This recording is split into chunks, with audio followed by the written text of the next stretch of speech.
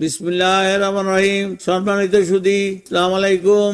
আপনারা এতক্ষণ যা দেখেছেন তা হচ্ছে বাংলাদেশের নির্বাচনী ইতিহাসের একটি বিশেষ অধ্যায়। তা হচ্ছে দেখেন, নির্বাচনের আগেই নির্বাচনের বেচাকিনি শুরু হয়ে যায়। ক্যান্ডিডেট যোগ্য অযোগ্য তা নির্ভর করে না। তারা টাকা নিয়ে আসে পার্টি অফিসে, টাকা দিয়ে তাদের নির্বাচন নমিনেশনটাকে গ্রহণ করতে চায় এবং অবশেষে তারা বাংলাদেশের পার্লামেন্টে গিয়ে জনগণের জন্য কিছুই দিতে পারে না। তাই আজকে আমার এই বিষয় হবে, আপনারা যা দেখেছেন তা বাংলাদেশের একটি ক্যান্সার হয়ে দাঁড়িয়েছে। ক্যান্সার মানে নির্বাচনের সময় আসলে মানুষ মেম্বার অফ পার্লামেন্ট, তারপরে পৌরসভার মেয়র ও ইত্যাদি বড় বড় পদে পার্টি থেকে নমিনেশন নিতে চায় এবং সেখানে একটা কম্পিটিশন শুরু হয়ে যায়।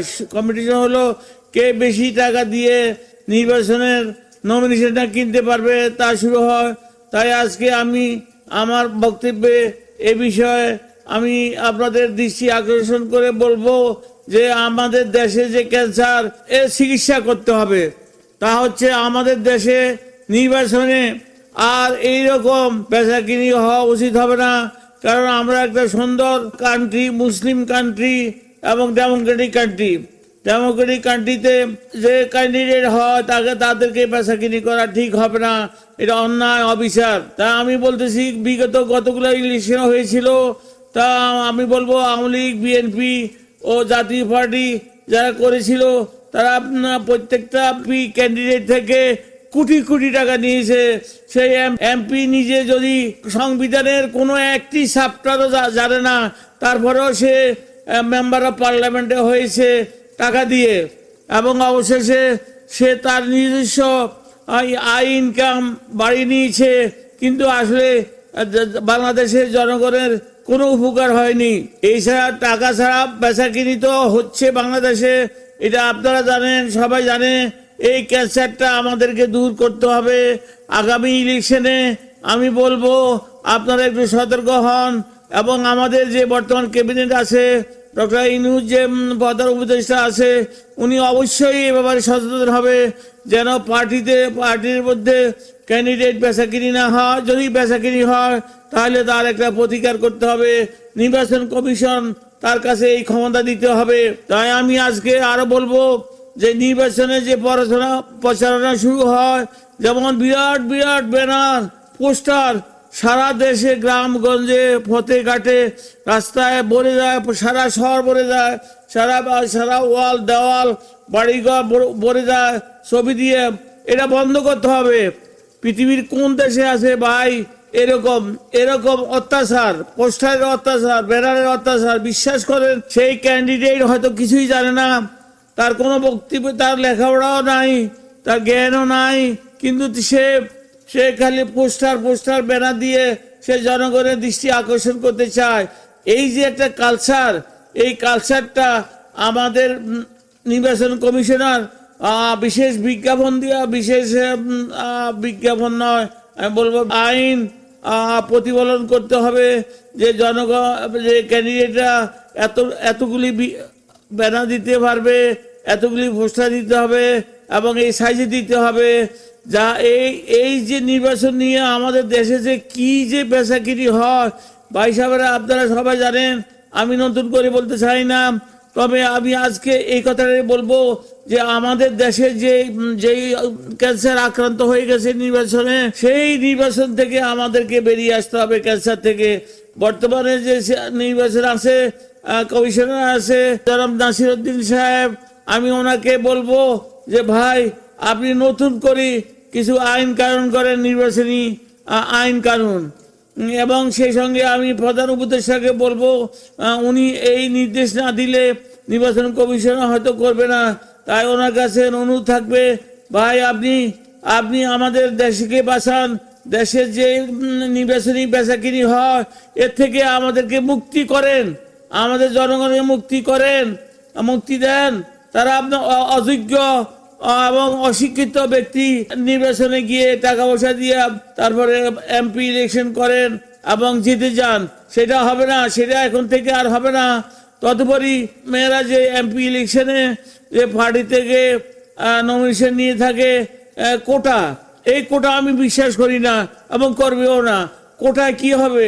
অশিক্ষিত এবং অনভিজ্ঞ এবং ব্যক্তি বা বিশেষ মহিলারা যারা সিনেমায় অভিনয় করেন, মঞ্চে গান করেন, নাটক করেন, যাত্রা করেন, তাদেরকে আপনি পার্লামেন্টে বসাবেন এবং তারা একটি কথা বলতে পারবে না, তারপরে তারা এখানে গান নাটক রচনা করবে। সেটা তো পার্লামেন্ট নয়। পার্লামেন্ট হইল সংবিধান তৈরি করা, সংবিধান সংশোধন করা এবং সংবিধান পরিবর্তন করা। ভাই সাহেবেরা, আপনারা জানেন আমাদের সংবিধানে অনেকগুলি কালো আইন আছে যা ব্রিটিশ আমল থেকে শুরু হয়েছিল, তা এখনো পরিবর্তন আনে নাই।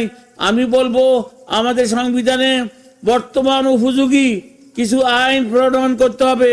ব্রিটিশ আমলের আইন, যেমন একটি আমি উদাহরণ করি বলি, যে সাব রেজিস্ট্রি অফিসে যদি আপনি সাব রেজিস্ট্রার কোনো কাগজপত্র রেজিস্ট্রি করতে চান, সাব রেজিস্ট্রার শুধু একটা সিগনেচার দিবে আর ওনার কোনো কাম নাই, উনি আর কিছুই দেখেন না। ওনার ওই যে অফিসের সালাসাপুন্ডা আছেন, তারা টাকা নিয়ে যা ইচ্ছা তাই করে। আর রেজিস্ট্রার সাহেব তারপরে ওনার টাকার ভাগ প্রতিদিন ব্যাগ ভরে বাড়িতে নিয়ে যান। এটা একদম সত্য কথা, একদম সবাই বলবে এই কথা। আমি যা বলছি এটা মোটেই মিথ্যা কথা নয়। তাই আমি বলতেছি ব্রিটিশের সে আইন এখন আর চলবে না। আমাদের ল্যান্ড রিফর্ম করতে হবে, এটা অবশ্যই করতে হবে। আর একটা বলছি আমাদের নির্বাচনের যে অনেক ভুল ত্রুটি আছে সেটাও রিফর্ম করতে হবে। সেটা আমি বলতেছি, আপনারা নির্বাচনের জন্য দৌড়াদৌড়ি করবেন না, তাড়াহুড়া করবেন না। ডক্টর ইউনূস সাহেব যে হাতে নিয়েছেন রিফর্মটা হয়ে যাক, তারপরে আপনারা নির্বাচন করেন। এতে আপনাদের লাভ হবে এবং ভবিষ্যতে আমাদের যে জেনারেশন আসতেছে তারাও একটা পবিত্র থাকবে। এখন তারা আপনাদের অপবিত্র সিস্টেমে তারা ভবিষ্যতের জেনারেশনকে অপবিত্র করে রাখবেন না এবং অর্ধশিক্ষিত অল্প শিক্ষিত করে রাখবেন না এবং তাদেরকে দুর্নীতিবাজ করবেন না। দুর্নীতি হচ্ছে টাকা পয়সা দিয়ে যে নমিনেশন কেনা বেচা কিনি। আপনারা জানেন টাকা দিয়ে, টাকা না হলে কেউ নমিনেশন পায় না। এতদিন এই কালচার ছিল। এখন থেকে আমি বলবো ভাই সব, আমি জোর গলায় বলবো, আমার নৈতিকতার দিক থেকে বলবো, দেখেন আপনি দেশের সেবা করতে আসতেছেন, অথচ আপনি ঘুষ দিয়ে আপনার নমিনেশন করতেছেন, তাহলে আপনি দেশের সেবা করবেন না। তো আপনি এমপি হয়ে বা মেয়র হয়ে আপনি চুরি করবেন। কারণ চুরি করবেন কেন? আপনি চাচ্ছেন যে আপনি 4-5 কোটি টাকা দিয়ে আপনার নমিনেশন নিছেন, কাজে এইটা আপনি টাকাটা উসুল করতে হবে। এইটা তো কোনো কথা হলো না। আপনি যাচ্ছেন জনগণের সেবার জন্য, আপনি টাকায় বা দিবেন কেন? আপনি শুধু অ্যাপ্লিকেশন করেন, আপনার যোগ্যতা প্রমাণ করেন যে আমার এই যোগ্যতা আছে, আমি সার্টিফিকেট দেন এবং আপনার সয় সম্পত্তির হিসাব দেন ঠিক মতে। মিথ্যা কথা বলবেন না, এটা শপথ করিয়া বলতে হয়। তারপরে আপনারা শপথ করিয়াও তারপরে শপথ ভাগেন, তাহলে আমরা কি ধরনের মুসলমান হইলাম? তাই আমি আজকে বলবো এবং সবসময় বলতে থাকবো যে আমাদের দেশে যে বেচাকিনি হয়, নমিনেশন পেপার যে বেচাকিনি হয়, এটা বন্ধ করতেই হবে। আমি বলি যুক্তরাষ্ট্র বা যুক্তরাজ্যে এরকম যদি পাওয়া যায়, তাহলে সাথে সাথে নির্বাচন কমিশনার ওই ক্যান্ডিডেসি বাতিল করে দেয় এবং তাদের নির্দিষ্ট কতগুলি বিধিমালা আছে। সেটা আমাদের বর্তমান নির্বাচন কমিশনার অবশ্যই তা জ্ঞান অর্জন করেছেন, অথবা আমাদের ক্যাবিনেট ও সেটা সহযোগিতা করেছেন।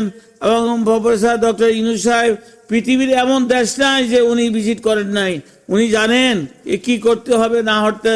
ওনাকে একটু সুযোগ দেন, আমাদের দেশটা একটু ঘুরে দাঁড়াক। আমাদের দেশটা গত 17-18 বছরে শেখ হাসিনা, প্রেসিডেন্ট হাসিনা আমাদেরকে ধ্বংস করে দিয়ে গেছে। আমার দেশে কিচ্ছু নাই, মাটিও নাই, ঘাসও নাই। $236 বিলিয়ন যদি একটা প্রধানমন্ত্রী চুরি করে ওই দেশের, আপনারা দেখেন এতে কটা দেশ, 15-20টা দেশের অর্থনীতি উনি বিক্রি করে চলে গেছেন। এবং বাংলাদেশকে পৃথিবীর দুয়ারে একটা ফকির আমাদের ব্যাংক ব্যালেন্স নাই, বাংলাদেশের ব্যাংকে কোনো রিজার্ভ নাই, সেই রিজার্ভ একেবারে খতম করে উনি চলে গেছেন। তারপরে ইউনূস সাহেব আসার পর থেকে মানুষের একটু স্বস্তি ফিরে এসেছে, কনফিডেন্স এসেছে, মানুষ রিমিটেন্স করেছে। তারপরে বর্তমানে হয়তো $30 বিলিয়ন এসেছে, তাও একটা দেশের তুলনায় অত্যন্ত নগণ্য, সামান্য। আমাদের দরকার অন্তত $200-300 বিলিয়ন। তাইলে যে আমাদের যে ইম্পোর্ট হয়, ইম্পোর্টের বিলগুলা, আমাদের এলসি পেমেন্টগুলো করা যাবে এবং সেইভাবে আমাদের দেশের উন্নতি সাধন হবে। এবং বিভিন্ন দেশ থেকে, যেমন এবার চায়না বলছে অনেকগুলো প্রজেক্ট তারা করবে বাংলাদেশে, ইউএই বলেছে, ডক্টর ইউনূসের সাথে কথা দিয়েছে যে আমাদের এখানে একটা তারা শিল্পাঞ্চল গড়ে তুলবে। এইভাবে আমাদের অনেক দেশ থেকে আমরা সহায়তা পাবো। যুক্তরাষ্ট্র থেকে পাবো, যুক্তরাজ্য থেকে পাবো, ফ্রান্স থেকে পাবো, ইটালি থেকে পাবো, সুইজারল্যান্ড থেকে পাবো। তাই আমি আপনাদেরকে অনুরোধ করতেছি, আমাদের ইউনূসকে আপনারা যেভাবে হোক, একজন পিতৃতুল্য ব্যক্তি, উনি আমাদের দেশের একটা বিশ্ববিদ্যালয়ের ভাইস চ্যান্সেলর, একটা কলেজের প্রিন্সিপাল এবং একটা দেশের নায়ক। উনি আমাদের দেশের ক্ষতি করবেন না, আমাদের দেশের জন্য উপকার বয়ে আনবে, টাকা পয়সা আনবে এবং সম্মানও আনবে। উনি অলরেডি সম্মান এনেছেন, উনি নোবেল প্রাইজ পেয়েছেন এবং সারা পৃথিবী বিশ্বে ওনাকে ডেকে নিয়ে যাচ্ছে। দেখেন, অন্য কোনো নোবেল প্রাইজ ওনাকে কোনো দেশ ডাকে না, আমাদের ইউনূস সাহেবকে ডাকতেছে। কারণ কি, ওনার জ্ঞান বুদ্ধি যা আছে সবাই এটা কিনতে চায়, ইভেন কি চায়নার মতো দেশ কিনতে চায়। তাই আমি বলবো, ভাই সাহেব, আপনারা এই যে নির্বাচনের বেচা কিনি, এটা বন্ধ করতেই হবে, যেইভাবে হোক বন্ধ করতেই হবে। এবং যে বিজ্ঞাপনের যে স্টাইল, মাইক্রোফোনে জ্বালায় ঘুমানো যায় না, তারপরে পোস্টার জ্বালায় রাস্তাঘাটে থাকা যায় না, সব জায়গায় পোস্টার ব্যানার এবং মাইক্রোফোন, এগুলো বন্ধ করেন। সামান্য কথায় বলতে হবে। যুক্তরাষ্ট্রে আমি বলেছি, একটা কার্ড, প্লে কার্ড রাস্তার পাশে লাগায়, vote for mister Michael, that's it. Vote for mister George, that's it. No more word is allowed in the publicity, election publicity. তাই আমি আপনাদেরকে অনুরোধ জানাবো, বাইশপ এবং বর্তমান ক্যাবিনেটকে অনুরোধ জানাবো এবং নির্বাচনী কমিশনার যারা আছেন, তারা সরকারি, দেখেন তারা কমিশনার, তারা ওথ নিয়ে এই পজিশনে আসেন, তারা এটা কনস্টিটিউশনাল পজিশন, ওনারা ওথ নিয়ে আসেন এবং ওথ নিয়ে আসলে হয় কি, ওনারা নীতিগতভাবে সৎভাবে ওনারা নির্বাচনটা পরিচালনা করবেন। তাই আমি বলতেছি, ভাই সাহেব, আমার এই যে কথাগুলি হয়তো একদিন আপনাদের মনে লাগবে, একদিন হয়তো কাজে লাগবে। আজকে থেকে যদি আপনারা শুরু করেন, হয়তো আরো 3 বছর লাগবে, 5 বছর লাগবে, কিন্তু এটা কার্যকারী করতেই হবে আমাদের দেশের মানুষের জন্য। 17 কোটি মানুষ, অথচ আমাদের 56,000 বর্গমাইল, যা 1 বর্গমাইলে 3000 হয়। পৃথিবীর কোথায় এত ঘনবসতি লোক নাই ভাই। অস্ট্রেলিয়ার মতো দেশে 1 বর্গমাইলে মাত্র 50 জন, বিশ্বাস করেন।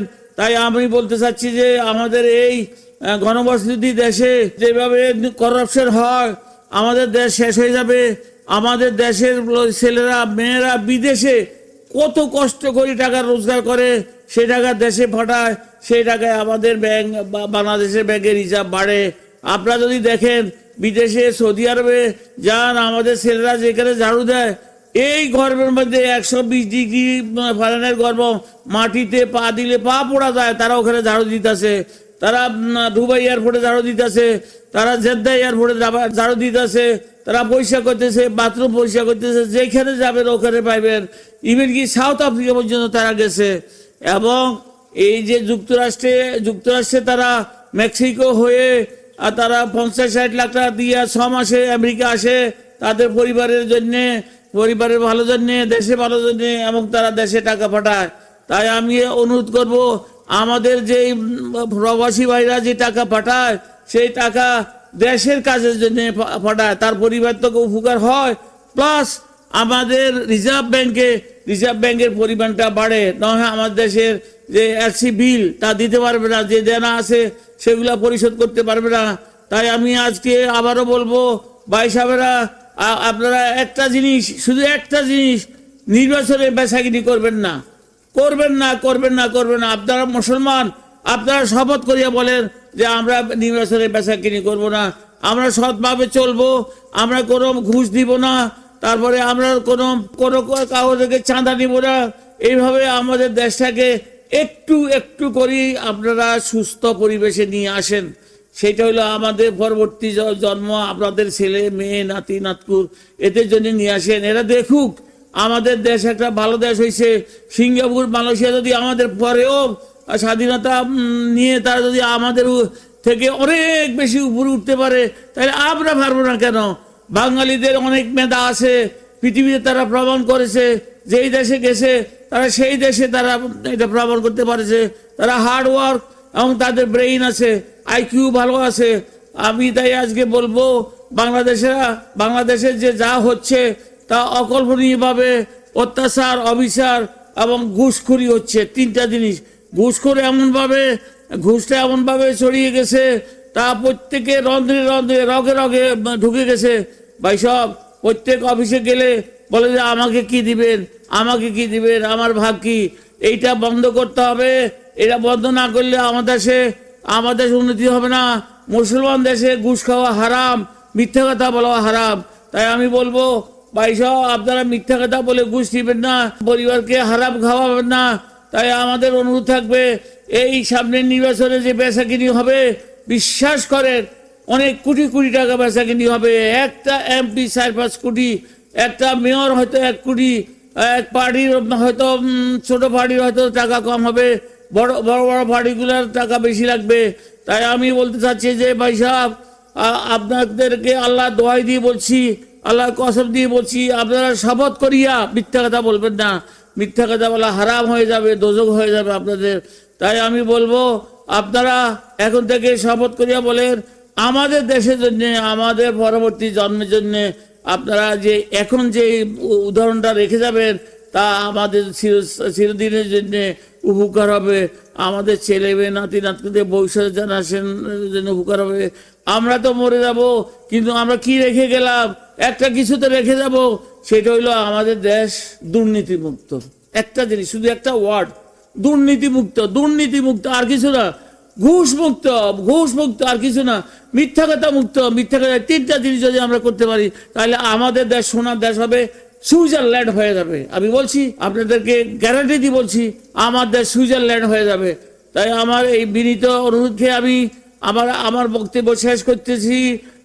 আপনারা সবাই ভালো থাকবেন, আমাকে দোয়া করবেন এবং আমি আপনাদেরকে দোয়া করবো যেন সুস্থ থাকেন এবং ভালো থাকেন। আল্লাহ হাফেজ, আপনারা সবাই ভালো থাকেন। আসসালামু আলাইকুম রহমতুল্লাহ।